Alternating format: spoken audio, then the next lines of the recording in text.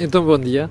Edição diária, portanto matinal, da Cor do Dinheiro, e hoje é o dia 20 de junho do ano da graça 2019. Como sabe, feriado do Corpo de Deus, um dos feriados que foi recuperado já depois do período de intervenção da Troika, mas também, como sabe, para nós não há feriados, sobretudo quando são estes feriados que não são tradicionais. E, portanto, estamos sempre aqui a marcar presença, até por outra razão. É que há tanta coisa para comentar, tanta coisa para interpretar, que nos ajuda a perceber Portugal, a sua economia, a sua sociedade, que isso não se compadece com feriados. Bom, eu já tenho uma série de pessoas online, a quem eu agradeço a um feriado estarem acordadas a esta hora para maturar, e portanto vamos lá à agenda de hoje, que é uma agenda também, tive que acordar 2 pontos, só um alerta, 2 alertas aliás. Hoje à tarde vou tentar fazer uma brincadeira que é exclusiva para os espectadores do canal A Cor do Dinheiro, eu depois já mais tarde já explicarei, mas um outro alerta ainda. Houve uma série de espectadores que nas últimas semanas me pediram para comentar a história das emissões de obrigações. Como sabe, eu já expliquei aqui, voltou a moda, ou melhor, entramos em moda de obrigações. Empresas a emitir, SIC, TAP e a SAD do Benfica também.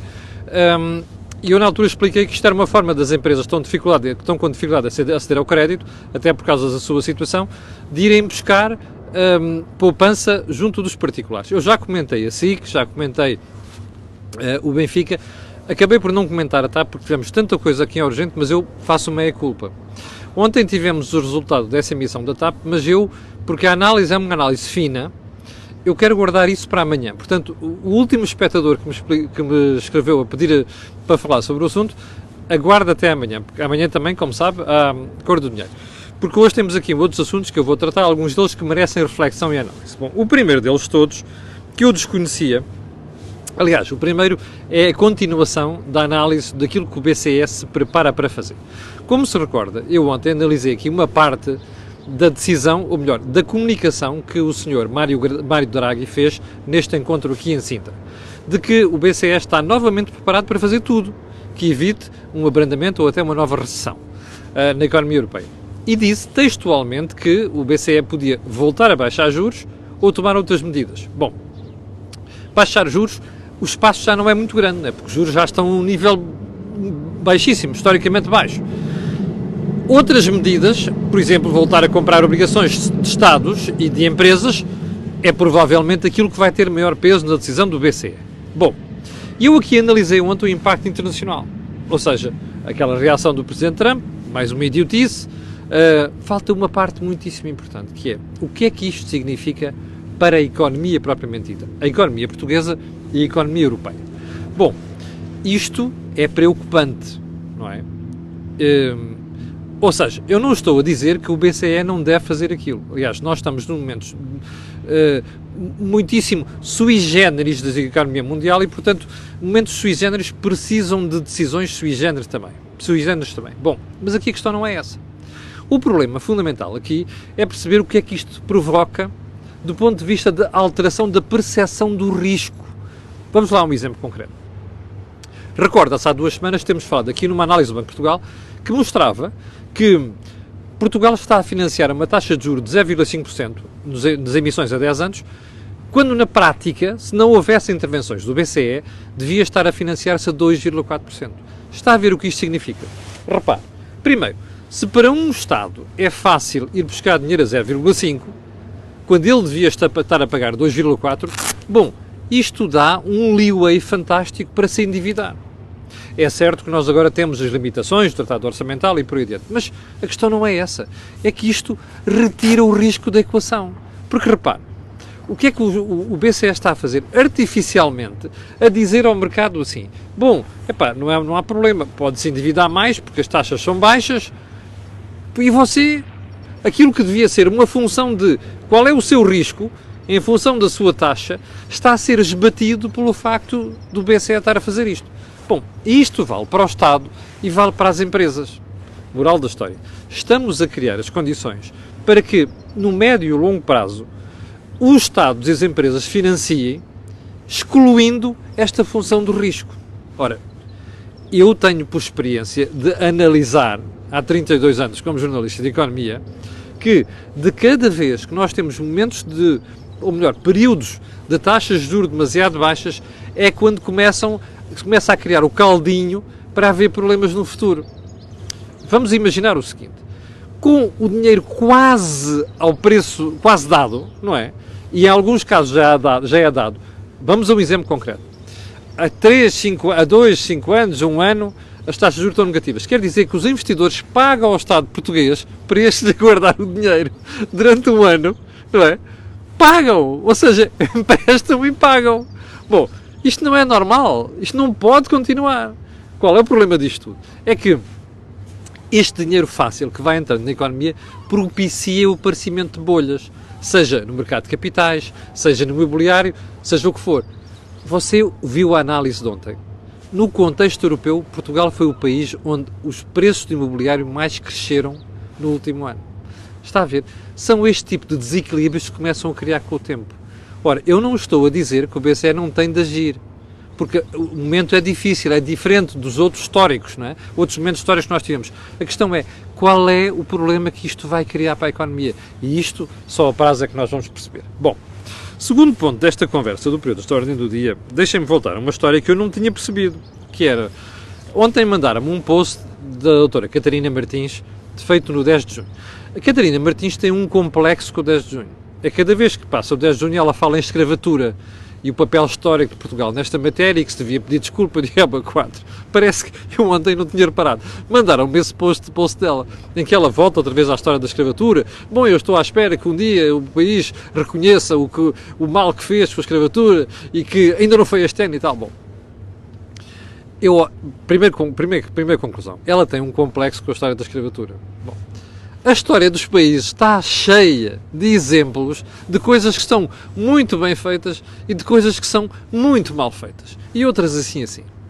Mas há uma pergunta que eu gostava de fazer à Catarina. Espera aí. Catarina Martins, você não quer comentar os milhões de mortos, não é milhões, dezenas de milhões de mortos do Sr. Stalin? Não quer. Bom, não quer comentar as dezenas de milhões de mortos. Só de judeus foram 6 ou 7 milhões do Sr. Hitler, Adolf Hitler. Não quero. Já agora uma coisa. Espera aí. Deixa-me lá ver se a gente... Já agora, repare, como a gente vai recorrer à história, regressar à história, pá, vamos levar isto mais longe. Catarina, vamos imaginar isto. Roma escravizou Grécia. Lembra-se? Está na história. Os romanos eram menos cultos do que os gregos. Os escravos gregos eram mais cultos do que os dominadores romanos. Você não quer dizer à Itália, hoje em dia, herdeira de Roma, para pedir desculpa por aquilo que fez? Espera aí, Catarina, já agora. Nós fomos subjugados por romanos. Remember? O viriato foi morto por gente amando os romanos. Você não quer pedir àqueles gajos, desculpe lá a expressão, para pedirem desculpa por aquilo que lhes fizeram? Bom, está a ver isto? Isto são pancadas. E são pancadas ideológicas. Portanto, eu juro que no próximo 10 de junho não vou ligar, porque imagino que a Catarina vai voltar a fazer esta brincadeira. Eu juro que no próximo 10 de junho já não vou falar disto. Só falei porque ainda não tinha comentado isto até hoje. Bom, vamos ao ponto seguinte. Manuel Alegre. Já cá faltava Manuel Alegre e a Lei de Bases da Saúde. Bom, ontem mandaram o Andrés Lindo, que nos costuma ver, mandou-me um artigo do Manuel Alegre. Me escapou. Sobre quê? Sobre o SNS. Claro, tinha que dizer, Manel Alegre é a consciência do PS e de cada vez que é preciso intervir, lá está o Manel Alegre a afirmar o posicionamento do PS à esquerda. Bom, então o que é que diz Manel Alegre? Para já, quer uma nova lei de base da saúde. E quero sempre a citar o saudoso António Arnaud e João Semedo. E então, a certa altura, o Manel Alegre, no seu artigo no Público, diz assim: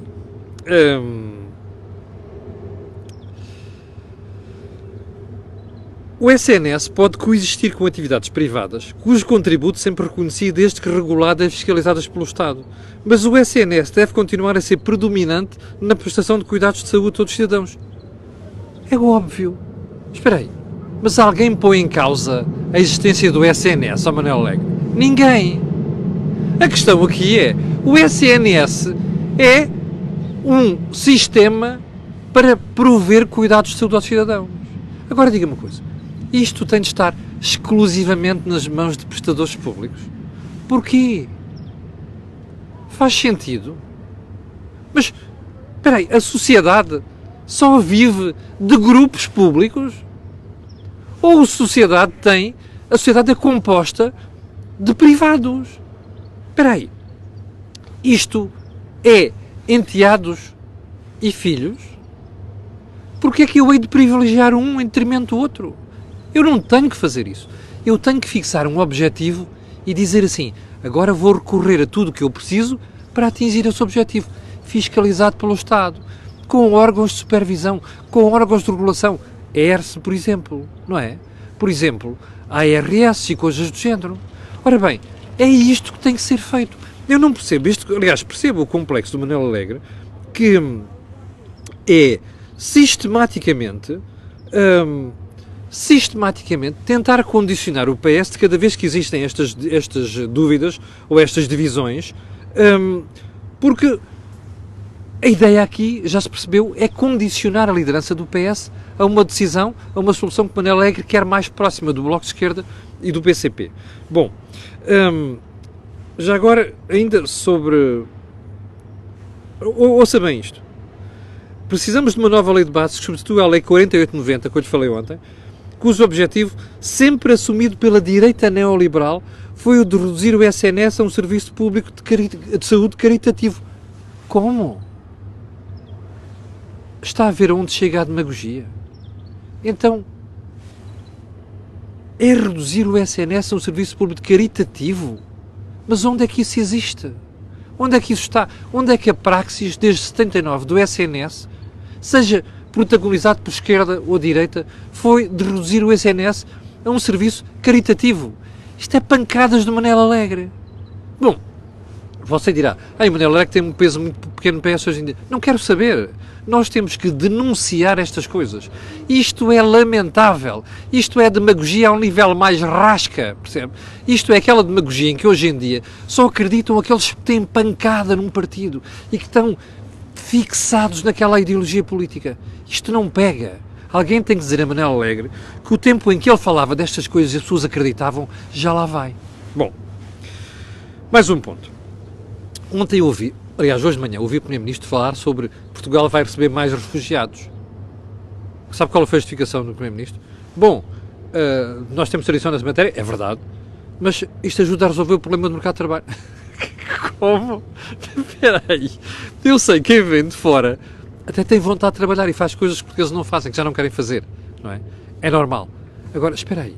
Entrarem dezenas de pessoas, ou uma centena de pessoas, resolve o problema da falta de mão de obra em Portugal. Mas onde é que chegou a demagogia? Portugal tem um problema de falta de mão de obra. Foi um assunto que era para tratar há 2 semanas, eu não tratei porque perdeu-se com a atualidade. Nós precisamos de importar mão de obra para resolver isto, mas precisamos mesmo.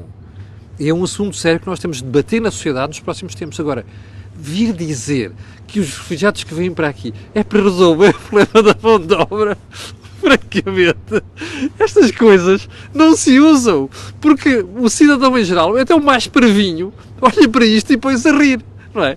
Bem, agora vamos ao nosso período de ordem do dia, perdão, à nossa agenda, já vamos com 14 minutos de período de ordem do dia. Bom, então é assim, Maternidade Alfredo da Costa, São Francisco Xavier, Hospitais de Lisboa, Amadora Sintra, vão ter de fechar rotativamente as urgências de obstetrícia nos próximos 2 ou 3 meses. Ouviu bem isto? Bem, isto não é invenção do Camilo Lourenço. Olha, está aqui, manchete do Público de hoje. Hoje de manhã, você se viu os telejornais das televisões, deve ter reparado na abertura que foi o Hospital de Portimão, que é o segundo ponto que aqui está. O Hospital de Portimão acabou com a especialidade, suspendeu a especialidade da obstetrícia, porque, o mesmo problema de Lisboa, não tem médicos. Há uma série de médicos acima de 50 anos que já têm limitações de fazer urgência, portanto, fecham as urgências. Diga-me só uma coisa. Está a ver a palhaçada do artigo do Manuel Alegre. Em vez de estar aqui com pancadas sobre as PPP, que era o problema do Manuel Alegre, ele devia estar preocupado em perguntar ao primeiro-ministro do partido dele porque é que há 4 anos estão no poder E nós chegamos a uma situação em que Amadora Sintra, São Francisco Xavier e Alfredo da Costa, repare, uma maternidade, vai fechar rotativamente urgências porque não tem especialistas. Isto é de doidos. Isto é de país do terceiro mundo. Nós estamos em 2019. Bom, só uma coisa. Se o Estado reconhece estas limitações, por que é que não faz o seguinte? Se você olhar, faça as contas, eu já fiz essas contas. Pega em Santa Maria, ok? Pega no Garcia da Horta, no Amadora Sintra, no Beatriz Ângelo, hospitais tudo da zona central de Lisboa, central, metropolitana de Lisboa. Veja quantas camas há de maternidade, ok? Diga-me assim, não há camas a mais? Há. Mas há hospitais neste momento que vão fechar urgências porque não têm especialistas. Porque é que o Estado não faz um acordo com os outros hospitais onde isto não acontece? Bom, você dirá, pois, depois aparece Manuel Alegre a dizer, lá está, transformar o SNS no serviço caritativo. Desculpem, isto é uma estupidez. Isto é um complexo ideológico sem razão de ser. O que eu acho impressionante é que toda a gente que vomita o SNS pela boca fora, desde gente dos partidos até a gente que vai para as televisões comentar tudo e mais alguma coisa, e nas rádios não sei das quantas, está calada. Há 5 anos isto era um crime de lesa pátria, percebe? Há 5 anos isto era um ai Jesus que a Troika está-nos a destruir o SNS. Agora, que é o governo que está a destruir o SNS, a malta está toda com um zip à volta da boca. Não é aceitável. Pegar nas grávidas de Portimão, mandar para Faro. Então porquê é que se fez o hospital? O hospital fazia falta ou não fazia falta? São Francisco Xavier faz ou não faz falta? Ou era só preciso Santa Maria? Ter hospitais e não ter especialistas e deixar acontecer isto é um crime de lesa pátria. Isto sim. Há 5 anos não havia dinheiro para nada, estávamos de tanga. Tivemos de chamar a Troika. Pela 3ª vez. Neste momento, segundo diz o Governo, há dinheiro para tudo. Até há dinheiro para aumentar funcionários públicos dos próximos tempos. Remember? Até há dinheiro para contratar mais funcionários públicos. Não há dinheiro para ter médicos, para garantir as urgências de obstetrícia abertas. Não há. Se isto não é incompetência, eu não sei o que é. Eu não sei o que é que aquela senhora, às vezes parece uma maluquinha, Marta quase temido, anda a fazer naquele ministério, não é? Com conversa de assumidamente de esquerda, governo assumidamente de esquerda, como ela gosta de dizer. Então, mas isto é praxis de um governo assumidamente de esquerda? Fazer pior trabalho do que fez um governo de direita? É isto? Responda você. Bom, ainda não acabámos com a saúde. Você ouviu, na semana passada, uma votação no Parlamento para acabar com as taxas moderadoras. Meus senhores, feriado, 814 pessoas em direto, só posso agradecer o seu apoio. Feriado. Ouviu bem? Acabaram-se com as taxas moderadoras na saúde. Eu achei sempre um erro. Não comentei na altura, porquê? Porque não gosto de comentar sem ter dados na mão. E agora vou-lhe dizer porque é que isto é uma desgraça. Sabe quanto é que isto vai retirar aos hospitais? 100 milhões de euros. É quase 1/3 da subida do IVA, percebe? 1 ponto percentual. Quase. Ouviu bem? 100 milhões de euros. Pergunta. Os hospitais já estão nas lonas, como nós vimos agora, não é? Os hospitais, o Estado deve 855 milhões de euros aos hospitais e prestadores de cuidados de saúde. Na saúde. Diga-me uma coisa, você acha que 100 milhões de euros a menos não fazem diferença nas contas dos hospitais? Acha mesmo? O que é que você acha que vai acontecer com filas de espera, consultas, exames atrasados, aparelhos avariados, cirurgias adiadas? O que é que você acha que vai acontecer com menos 100 milhões de euros? Você dirá, a Catarina amanhã, se eu lhe fizer esta pergunta, vai vomitar o que ela vomita sempre. Mais o Jerónimo de Sousa e Companhia Limitada. E mais a malta à esquerda do PS. Não, mas o Estado não vai deixar de transferir dinheiro para o CNS. Não. Mas é o que tem feito nos últimos tempos. Não é? 855 milhões de euros de dívida, já foi superior. Mas, em 4 anos, como você vê, faltam fios de sutura no Hospital de Chaves, como aconteceu há pouco tempo, não é? Faltam médicos na obstetrícia, na urgência. Por isso é que as urgências fecham. Por isso é que vai haver fecho flutativo de urgências. É porque não há dinheiro. Você acredita menos, mesmo que estes 100 milhões de euros, que ideologicamente, por uma questão de eleições, vão desaparecer agora, não é? Porque se acabaram com as taxas moderadoras. Você acha mesmo que o Estado vai compensar os hospitais por isto? Acha mesmo? Parabéns. É um crente. Eu vou-lhe jurar uma coisa, não vai. E já agora uma coisa. Se o Estado quiser fazer isto, ou seja, ir compensar com 100 milhões de euros, meus caros amigos, onde é que os vai buscar? Vai imprimir dinheiro? Não vai. Vai aumentar impostos. Lembra-se da minha análise de ontem? Lembra-se da minha análise sobre, olha, vamos reduzir benefícios fiscais e as invasivas do Sr. Dr. António Mendonça Mendes, já aprendeu imenso com a irmã dele, a Ana Catarina Mendes, está a ver? A querer fugir às perguntas do Pedro Mourinho sobre, espera aí, o que é que vai acontecer com este e aquele benefício? É óbvio, o Estado está-se a prestar para reduzir benefícios fiscais, vai aumentar a carga fiscal este ano, vai aumentar a carga fiscal no próximo ano, que é para pagar estas marmeladas, por exemplo, como esta que foi decidida agora, está a perceber? Dos 100 milhões de euros a menos no SNS, com o fim das taxas moderadoras. Não se esqueça disso. Bom, ontem eu vi Teixeira dos Santos no Parlamento, outra vez a Caixa Geral de Depósitos. Quanto tempo é que já tem? Ixi, já estamos com 22 minutos. Dizer que não está arrependido de ter nomeado Carlos Santos Ferreira e Armando Vara para a Caixa Geral de Depósitos. 1, 2, 3, 4, 5, 6, 7, 8, 9, 10. Eu ia dizer uma coisa feia. Por isso é que tive que contar até 10. Talvez devesse-me sugerir ao doutor Teixeira dos Santos, ex-ministro das Finanças, que pague do bolso dele os buracos da Caixa Geral de Depósitos, então. Não acha? É o mínimo que eu tenho a dizer. E confesso que me apetecia dizer uma coisa muito feia. Último ponto que tem a ver com o que falámos no início do BCE. Não esqueçam de uma coisa. Não são os juros apenas dos empréstimos que vão cair. Os juros dos depósitos também vão baixar. Porque os bancos não podem estar a cobrar pouco de um lado e depois estar a pagar muito nos depósitos.